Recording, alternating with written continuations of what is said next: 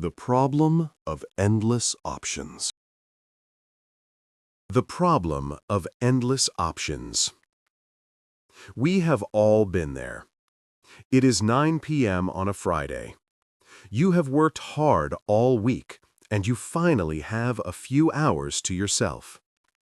You grab some snacks, sink into the couch, and turn on the TV. You open Netflix, or whatever streaming service you prefer, ready to watch a movie. You scroll through the Trending Now list.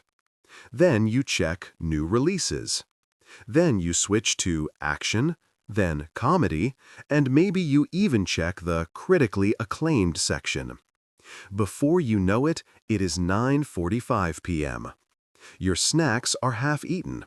Your tea has gone cold, and you still haven't watched a single frame of a movie. You are exhausted, not from doing anything, but from the sheer act of trying to decide what to do. Eventually, you might just turn the TV off and go to sleep, feeling a strange mix of frustration and defeat. This modern phenomenon is what we often call the paralysis of choice, or simply the problem of endless options. On the surface, it sounds like a complaint of the privileged. How can having too many good things to choose from be a problem? But if we dig a little deeper, we realize that this is actually one of the most significant psychological burdens of the modern age. We have been sold a very specific narrative for decades, that freedom means choice, and therefore maximum choice must mean maximum freedom. It sounds logical. If you have 30 varieties of jam to choose from at the grocery store, surely you are freer than the person who only has 2 options, strawberry and grape. However, human psychology doesn't actually work that way. When we are presented with endless options, our brains do not feel liberated. They feel threatened. This is because every time you make a choice, you are simultaneously rejecting every other option. If there are only 2 options, you make one choice and reject one alternative. But if there are 1,000 options, you make one choice and reject 999 others. The sheer weight of those unchosen paths creates a heavy psychological tax. We start to wonder, did I pick the right one? Is the other one better? Am I missing out on something amazing? This creates a constant, low-level anxiety that hums in the background of our lives. It is the optimizer's curse. We have become obsessed with optimizing every aspect of our existence. We don't just want a good dinner, we want the best dinner possible in our area. We don't just want a nice partner, we want the perfect match found by swiping through thousands of profiles. We don't just want a job, we want a calling that fulfills us spiritually, financially, and socially. The bar has been raised so high by the availability of options that satisfaction becomes almost impossible to achieve. Even when we make a good choice, we enjoy it less because we are haunted by the shadow of the potentially better choice we didn't make. Consider the way we shop online. In the past, if you needed a toaster, you went to the local appliance store.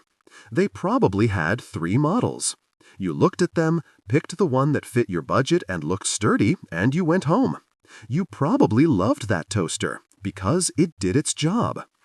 Today, you go to Amazon and type toaster. You get thousands of results. You have to read reviews, compare star ratings, check energy efficiency, look at user photos, and watch unboxing videos. By the time you actually buy one, you are exhausted. And when it arrives, if the toast is slightly uneven, you immediately think, I should have bought the other one. The abundance of choice has stolen your joy. This creates a culture of non-commitment. Have you ever noticed how hard it is to make plans with friends these days? People say maybe or I'll let you know until the very last minute. Why? Because they are keeping their options open. They are terrified that if they commit to a dinner party on Tuesday, something better might come up on Monday night and they will be stuck. We treat our time and our relationships like assets in a stock market, constantly trying to trade up, terrified of locking ourselves into a suboptimal evening. The result is that we end up doing nothing, or we attend events with one foot out the door, checking our phones to see if the grass is greener somewhere else. So, how do we escape this trap? The answer lies in a concept called satisficing. This is a combination of the words satisfy and suffice. It is the opposite of maximizing. A maximizer is someone who needs to be assured that their every purchase or decision was the best that could possibly be made. A satisficer is someone who sets criteria for what they need, looks for the first option that meets those criteria, and then stops looking. If you are a satisficer looking for a movie, you say, "I want to watch a comedy that is under 2 hours long." You pick the first one you see that fits that description, and you hit play. You don't worry if there was a funnier movie 3 scrolls down. You are watching a movie now, and the maximizer is still scrolling. To reclaim our happiness, we have to become comfortable with good enough. We have to realize that the cost of searching for the perfect option is often higher than the difference in value between the perfect choice and the good choice. We also need to practice voluntary restriction. This means artificially limiting your own choices to preserve your sanity. It might mean only shopping at one specific store for clothes, or deciding that you will only read books recommended by 3 specific friends. It sounds restrictive, but it is actually liberating. By removing the burden of infinite search, you free up your mental energy for things that actually matter, like enjoying the experience itself, connecting with the people around you, and being present in the moment. Life is not a puzzle to be optimized. It is an experience to be lived. The next time you find yourself paralyzed by the menu at a restaurant or the catalog on a website, take a deep breath.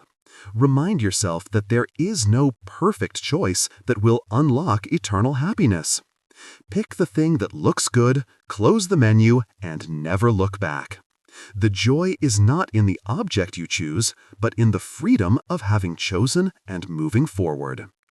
If you have ever spent more time scrolling through Netflix than actually watching something, or if you have ever felt that buyer's remorse before you even bought the item, you are definitely not alone. Drop a comment below sharing your worst indecision moment. I'd love to hear your stories. If this video helped you feel a little less crazy about your choices, please hit that like button. It really helps us out. And don't forget to subscribe and ring the bell so you don't miss out on our next video. That is one easy choice you definitely won't regret.